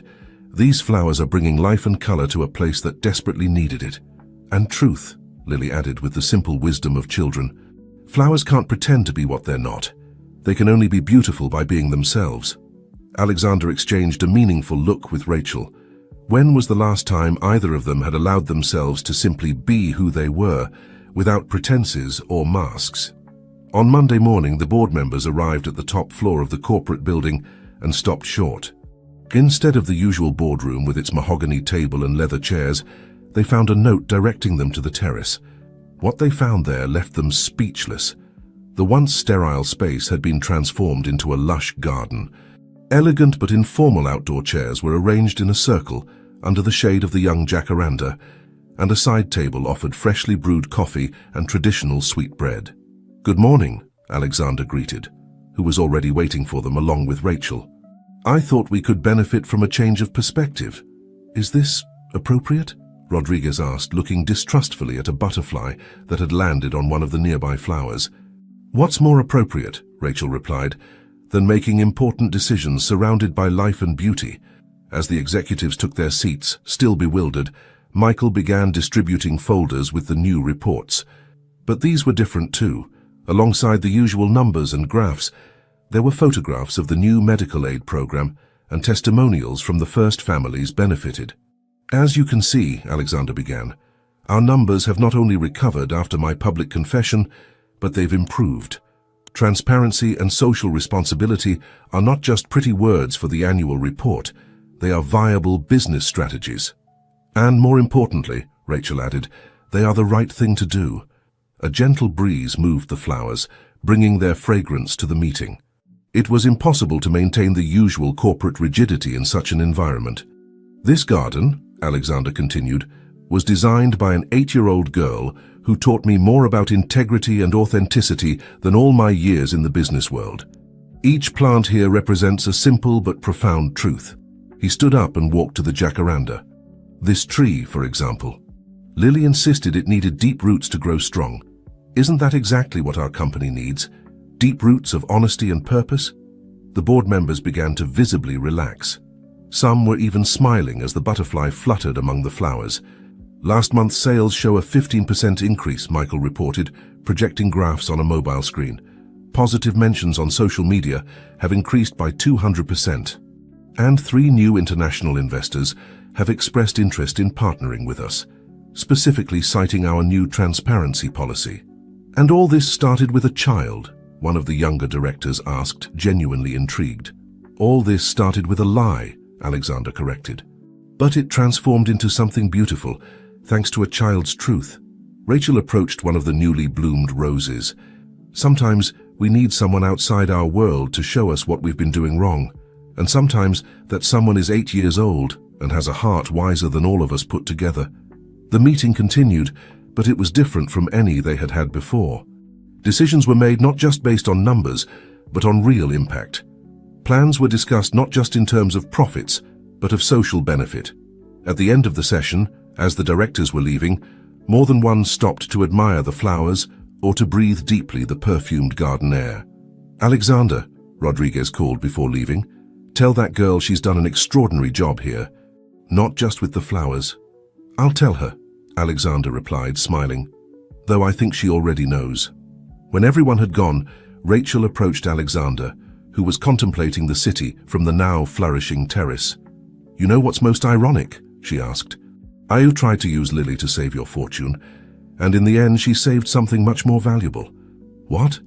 "Our souls," Rachel replied simply, as a gentle rain of purple petals fell from the jacaranda, as if nature itself was nodding in agreement. A sunny afternoon 2 weeks after the terrace's transformation, Sarah was leaving her last therapy session at the private clinic. Her face showed a healthy color she hadn't had in months, and her steps were firmer. "The results are promising," the doctor explained to Alexander and Rachel, who had insisted on accompanying her. "The new treatment is working better than expected." Lily, who had been patiently waiting in the waiting room working on her homework, looked up at hearing the good news. Her smile lit up the room. "Does that mean my mom is going to get better?" she asked, running to hug Sarah. "It means," the doctor replied, smiling, "that your mom is responding very well to the treatment, and part of that success is due to her being more relaxed, without financial worries interfering with her recovery." Rachel, who had been reviewing the medical reports, looked up. "Doctor, how many more people in New York are in a similar situation? Families who need treatments but can't afford them?" The doctor sighed. "Thousands. Unfortunately, there are more people who need help than those who can access adequate treatments." Alexander and Rachel exchanged a significant look. It was the same look they had shared on the terrace during the board meeting. "Lily," Alexander called, "do you remember when you told me that truth is like the sun, that it always finds its way?" The girl nodded, curious to know where this conversation was going. "Well, I think it's time we let that light reach more people," he continued. "Rachel and I have been talking. How would you like it if we expanded the medical aid program? If we helped more families like yours?" Lily's eyes widened. "Could you do that?" "We're already doing it," Rachel replied, taking a tablet from her purse. "Look at this." On the screen appeared plans for a new community medical center to be built in the Bronx. The proposed name for the center shone at the top of the document: Lily Medical Center, where truth heals. Sarah brought a hand to her mouth, moved. "But why?" "Because your daughter taught us that true wealth isn't in what we accumulate," Alexander explained, "but in what we share. And because every time I see the flowers on the terrace, I remember that the most authentic beauty grows in the most unexpected places." "Can I help?" Lily asked, her face lit up with enthusiasm. "Can I plant a garden there too?" "Actually," Rachel intervened, "we wanted to ask you something more important. Would you like to be part of the committee that will decide which families will receive help first?" "But I'm just a kid," Lily replied, suddenly shy. "You're a kid," Alexander confirmed, "who taught us to see the truth when we were blind." "I think that's exactly the perspective we need." Michael, who had been discreetly in the background as always, approached with a folder. "We also have this," he said, handing it to Sarah. Inside were official documents: the educational trust for Lily, guaranteeing her education through college, and papers naming Sarah as an advisor to the new medical aid program. "We want you both to be part of this," Rachel explained. "Not as beneficiaries, but as leaders, because sometimes it takes having lived through a situation to truly understand how to help others going through the same thing." Lily looked at the plans for the medical center, and then at her mother, who was nodding with tears in her eyes. "Can we put a jacaranda tree there too?" she finally asked. "So everyone remembers that beautiful things can grow anywhere." 6 months later, the land that was once an empty lot in the Bronx had been transformed. The Lily Medical Center stood as a modern but welcoming building, its walls painted in soft, warm tones. As Lily had suggested, a young jacaranda tree stood in the center of the front garden, surrounded by flowers of all colors. It was inauguration day, and a small crowd had gathered in front of the building. Families from the neighborhood, medical staff, company executives, and journalists waited for the ribbon-cutting moment. "Are you nervous?" Alexander asked Lily, who was holding the ceremonial scissors with slightly trembling hands. "A little," she admitted, smoothing her new dress, one she had chosen herself, much simpler than the lavender dress from that night at the gala. "What if I'm not important enough to do this?" Rachel, who had been supervising the final details, approached. "Lily, do you remember what you taught us about truth? That it's like the sun?" "Exactly. And you were the ray of sunshine that illuminated our lives. There's no one more important to inaugurate this center." Sarah, now noticeably healthier and stronger, watched the scene with pride. As director of the center's social assistance program, she had been working tirelessly to identify the families who needed help the most. Michael approached with a tablet. "Sir, we have 50 families confirmed to start treatments next week, and the medical scholarship program has received over 200 applications." "See?" Lily said, pointing to the numbers on the tablet. "You weren't the only ones who needed a little truth in your lives." The journalists began to take positions as Alexander approached the podium. His speech was different from any other he had given before. "6 months ago," he began, "I tried to use a lie to protect my fortune. But fate, in the form of an extraordinary girl, taught me that true wealth isn't measured in dollars or properties." He paused, looking at Lily. "It's measured in the ability to do the right thing, to admit our mistakes, and to use our resources to help others. This medical center isn't my legacy or that of my company.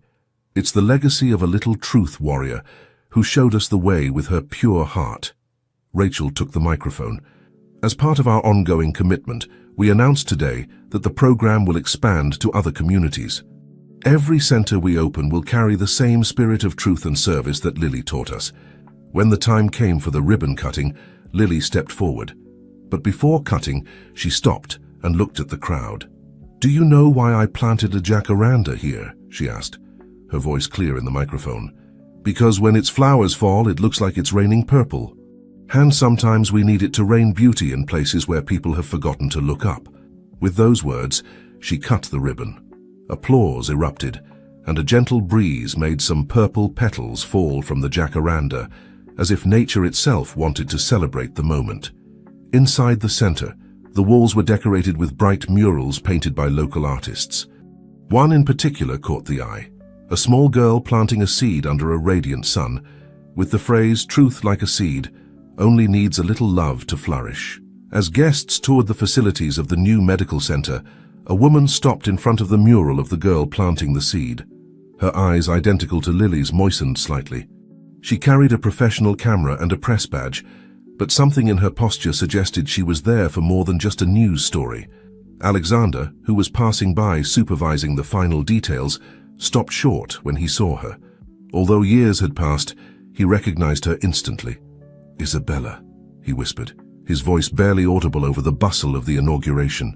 She turned slowly, a small smile on her lips. "Hello, Alexander, it's been a long time."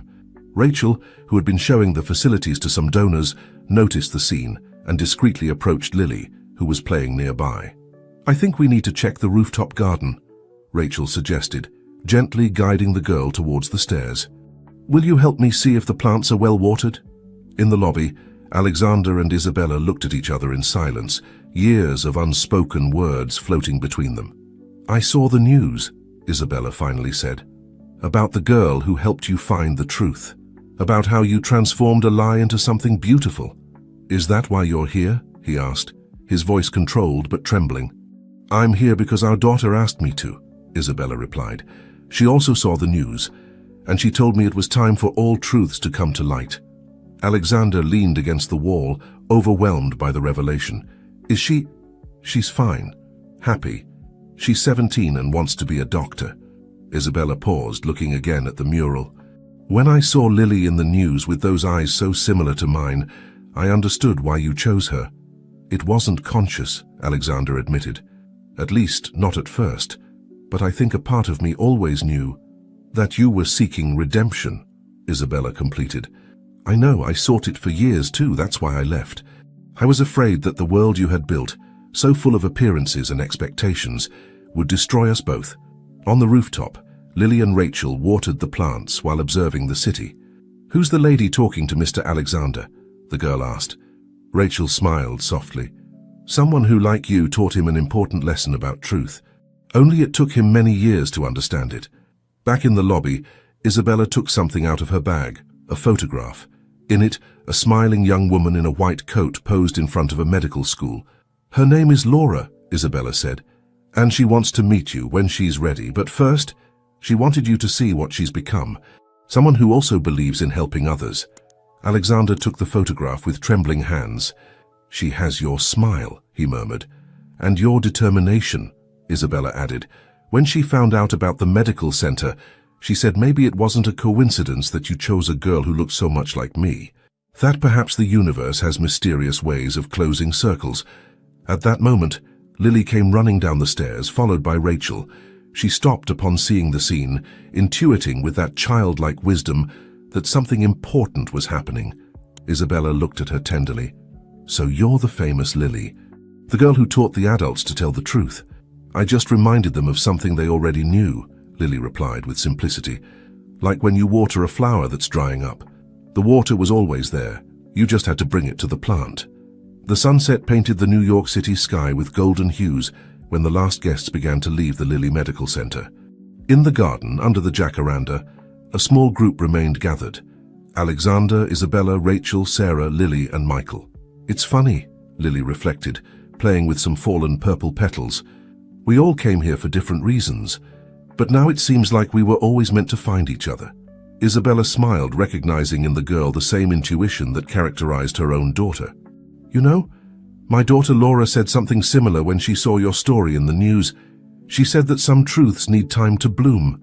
"Like the jacaranda," Lily nodded. "Miss Rachel explained to me that it takes years for it to give its first flowers." Rachel, who had been observing the interaction in silence, approached Isabella. "All these years you were the ghost that inhabited Alexander's silences, the unspoken truth that consumed him. And you were the one who was there during his darkest years," Isabella replied, "who saw both the best and the worst in him."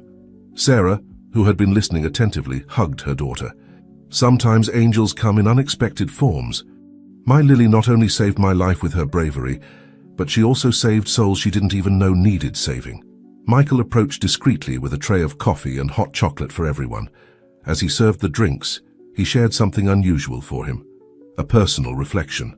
In all my years working for Mr. Montgomery, I had never seen him so at peace as he is now. And it all started with a small lie that transformed into the greatest truth. Alexander looked at Laura's photograph one more time before returning it to Isabella. Does she really want to meet me? She wants to meet the man you've become, Isabella replied. Not the businessman you were, but the man who was capable of admitting his mistakes and transforming them into something good. Lily, who had been listening, approached Alexander. Does that mean you have a real daughter? Like the princess in my play? The adults couldn't help but smile at the innocence of the question. Alexander knelt in front of her. I have 2 stories of redemption, he replied softly. One with Laura, which is just beginning after many years of silence, and another with you, who taught me that sometimes we need to lose everything we think is important to find what really matters. Rachel took out her phone and showed some photos of the garden on the corporate terrace, now in full bloom. Look, Isabella, this is also part of your daughter's legacy, though she doesn't know it. Lily taught us to plant beauty where there was only coldness. As Mom says, Lily interjected, flowers don't know about social classes or fortunes. They just need love and care to grow. Isabella looked around the medical center's garden, where the flowers planted by Lily were beginning to close their petals with the arrival of nightfall. Laura will be happy to know that her father finally understood that lesson. Will she come to see us? Lily asked hopefully. When she's ready, Isabella replied. And when she comes, maybe you could show her your garden on the terrace. She loves flowers too. A week after the inauguration of the medical center, Alexander was in his office reviewing the first reports of the families treated when Michael entered with an unusual expression on his face. Sir, he announced, you have a visitor. It's Laura. Alexander stood up so quickly he almost knocked over his chair. In the doorway of his office, a tall young woman with Isabella's eyes and his own shy smile was watching him. Hello, Laura said softly. Mum said you'd be here. For a moment, father and daughter looked at each other in silence, 17 years of absence weighing between them. It was Laura who finally broke the silence. I saw the garden on the terrace when I arrived. The girl Lily, did she design it? Alexander nodded, grateful for the safe topic. Would you like to see it up close? As they went up to the terrace, they ran into Rachel, who was watering the plants with Lily. The girl, who came regularly after school to tend to her garden, stopped short upon seeing the newcomer. Are you Laura? She asked, with her big eyes full of curiosity. Mr. Alexander's real daughter? Laura smiled at the direct question. And you must be the little truth warrior. My mother told me all about you. Lily approached Laura and without warning took her hand. Come, I want to show you something. She led her to the jacaranda, which was already beginning to show its first buds. Do you know why I planted this tree here? Because its roots have to grow very deep for its flowers to reach so high. Like the truth. Laura looked at her father, who was watching the scene with bright eyes. It seems you found a very wise teacher. Rachel, who had been maintaining a discreet distance, approached. Laura, your father has changed a lot thanks to Lily. We all have. I know, Laura replied. That's why I'm here. When I saw the news about the medical center, about how a lie transformed into something that helped so many people, I understood that maybe it was time to give new truths a chance. Lily, who was still holding Laura's hand, asked, Are you going to be a doctor? Yes, Laura smiled. I want to help people like your mum. Then you should come work at the medical center when you graduate, Lily suggested with the simplicity of children. That way we could have 2 happy stories, yours with your dad and that of all the people you're going to help. Alexander, who had been holding back tears, finally spoke. Laura, I know I can't get back the lost years, but maybe we can start over, she completed, without lies this time. Just truths, even if they hurt at first. Rachel observed how father and daughter began to walk through the garden, Lily still between them, showing Laura each plant and flower with enthusiasm. Michael approached with refreshments for everyone. Hey, it's amazing, he murmured to Rachel, how a small truth can trigger so many changes. It wasn't just the truth, Rachel replied, looking at Lily, who was now explaining to Laura the meaning of each flower in the garden. It was the pure heart that revealed it. A month later, the garden on the corporate terrace witnessed a special gathering. Around a table set under the jacaranda, now with its first purple buds, all the people whose lives had been intertwined by a small lie that blossomed into great truths gathered. Isabella and Laura had come from Boston. Sarah, fully recovered thanks to the treatment, radiated health. Rachel presided over the table with a serenity that contrasted with her former bitterness. Michael, for the first time, sat with everyone as an equal, and Lily, as always, was the heart beating at the center of it all. "I have an announcement to make," Laura began, taking her father's hand. "I've decided to do my medical residency at the Lilly Medical Center." Lily's eyes lit up. "Really? You're going to work with us?" "Yes," Laura smiled. "And I want to specialize in the type of treatment that helped your mom. I want to continue the legacy you started without knowing it." Sarah, who now worked as a coordinator of the center's social aid program, added, "And there's more news. The medical center model has been so successful that 3 more cities have requested to replicate it. Like the jacaranda flowers," Lily observed. "When the wind blows, the seeds fly and new trees are born in other places." Rachel took some documents out of her portfolio. "That's why we wanted to gather you all today. We've created a foundation. It will be called Seeds of Truth, and its mission will be to bring medical care and hope to communities in need throughout New York. And we want all of you to be part of it," Alexander added. "Not as beneficiaries or employees, but as family, because that's what we've become." Isabella, who had been observing her ex-partner's transformation with amazement, smiled. "It's incredible how fate works.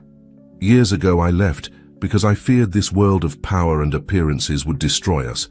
And now that same world has transformed into something beautiful. Thanks to a little truth warrior," Michael added, winking at Lily. "It wasn't me," Lily protested. "It was all of you. I just said what I saw." "Sometimes," Rachel reflected, "that's all we need. Someone who sees the truth in our hearts and has the courage to say it out loud." Alexander stood up and walked to the edge of the terrace, observing the city stretching beneath them. "You know, for years I believed that success was measured in numbers in a bank account. But now I understand that true wealth is here in this garden, in this family we've created." Laura approached her father and hugged him, a gesture that just a few weeks ago would have been unthinkable. And to think it all started with a small lie. "That transformed into the greatest truth," Lily completed, joining the hug. One by one, they all joined in that collective embrace, while the afternoon sun bathed the terrace in golden light, and the wind scattered some purple petals from the jacaranda, like silent blessings over this unconventional family. A year had passed since that first lie that triggered so many truths. The Lilly Medical Center had become a model of community care, and 3 more centers were under construction in different parts of the city. It was the day of Lily's elementary school graduation, and the auditorium of her school in the Bronx was full. In the front row, a peculiar group caught attention. Alexander, Rachel, Laura, Isabella, Sarah, and Michael, all dressed elegantly but without the ostentation of before. "And now," the principal announced, "our student Lily will share a few words as the representative of her class." Lily went up to the podium, her school uniform impeccable and a radiant smile on her face. She was no longer the shy girl who had pretended to be a lost daughter. She had become a small leader who inspired others with her authenticity. "A year ago," she began, "I learned something very important. I learned that truth is like a seed. Sometimes it seems small and insignificant, but if you plant it in the right place and care for it with love, it can grow into something beautiful." In the audience, Alexander squeezed Laura's hand, while Rachel discreetly wiped away a tear.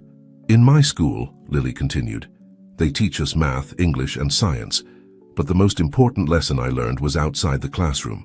I learned that when you tell the truth, even if it hurts or scares at first, it always brings good things in the end." Sarah, seated next to Isabella, smiled with pride. Her daughter had become a light that illuminated not only their lives, but those of an entire community. "Now, when I go to the medical center that bears my name," Lily went on, "I see people who are finding hope. I see Dr.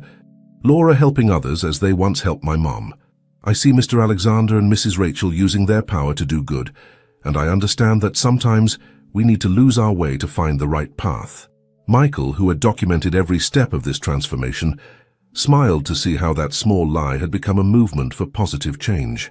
My teacher says that when we finish elementary school, it's like planting a new seed for our future.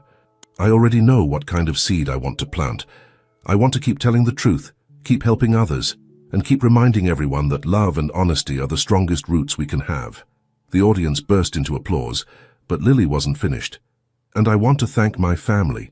Not just my mum, who always taught me to be honest, but also my heart family. Mr. Alexander, who learned that the greatest power is in admitting our mistakes. Mrs. Rachel, who showed me that it's never too late to change. Dr. Laura, who came to heal not just bodies but also hearts. Mrs. Isabella, who taught us that some truths need time to bloom. And Michael, who was always there, silent but strong like the roots of a tree. She paused for a moment, looking at each of them. Because in the end, the greatest truth I learned is that family isn't just the one that gives you life, but the one that helps you live it with truth and love. As the sun set, painting the New York City sky with golden and purple hues, the family gathered one last time on the corporate terrace, now transformed into a true urban oasis. The jacaranda, taller and stronger, spread its purple flowers over all of them like a silent blessing. Lily, still in her graduation uniform, walked among the flowers she had planted a year ago, all of them now in full bloom. Each plant told a story. Each flower represented a truth discovered. "You know," the girl said, gently touching a rose petal, "when all this began, I thought we were acting in a play. But in the end, I think we were learning to be who we really are." Alexander, who no longer wore his formal suits with the same rigidity as before, sat on one of the garden benches next to Laura. "Sometimes we need to lose our way to find the right path," he reflected, repeating the words Lily had said in her speech. Rachel, who now directed the Seeds of Truth Foundation, smiled as she served lemonade for everyone. "And sometimes we need a child to show us the way back to our own humanity." Isabella, who had decided to stay in the city to be close to Laura and this extended family, took out her camera to capture the moment. "They say a picture is worth 1,000 words, but some truths can only be felt with the heart." Sarah, fully recovered and radiant with health, hugged her daughter. "My little truth warrior, who would have thought that your courage would change so many lives?" "Thousands of lives," Michael corrected, consulting his tablet. "The medical program has already helped more than 5,000 families, and the new centers will serve thousands more." Laura, who now directed the treatment program at the Lilly Medical Center, added, "And each healing story is also a story of truth and hope." Lily approached the edge of the terrace, observing the city stretching beneath them. At the medical center, in the new clinics, it's like truth is really growing throughout the city. "As you once said," Alexander remembered, joining her at the railing, "truth is like the sun, it always finds its way." "And like the jacaranda flowers," Rachel added, "it spreads, bringing beauty to unexpected places." The family shared a simple dinner on the terrace, under the stars that were beginning to appear in the night sky. "Look," she pointed. "From here you can see the other gardens we've planted. It wasn't a business dinner or a charity gala. It was simply a family celebrating the transformative power of truth and love." "What's next now?" Laura asked, as everyone enjoyed dessert. "We keep planting truth," Lily replied with simplicity, "and taking care of the ones that have already bloomed." Alexander looked around at this unconventional family that fate had brought together. At his daughter Laura, who had found her way back into his life. At Rachel, who had transformed her bitterness into purpose. At Isabella, who had had the courage to give a second chance. At Sarah, whose strength had inspired everyone. At Michael, whose silent loyalty had been an anchor in times of change. And finally at Lily, the little warrior who had transformed a lie into the most beautiful truth of all. "You know," Alexander said to Lily, "that night at the gala, when everything seemed lost, you told me something I'll never forget. You said I was just a little lost." "And it was true," she smiled. "Everyone was a little lost. They just needed to find their way back to their hearts."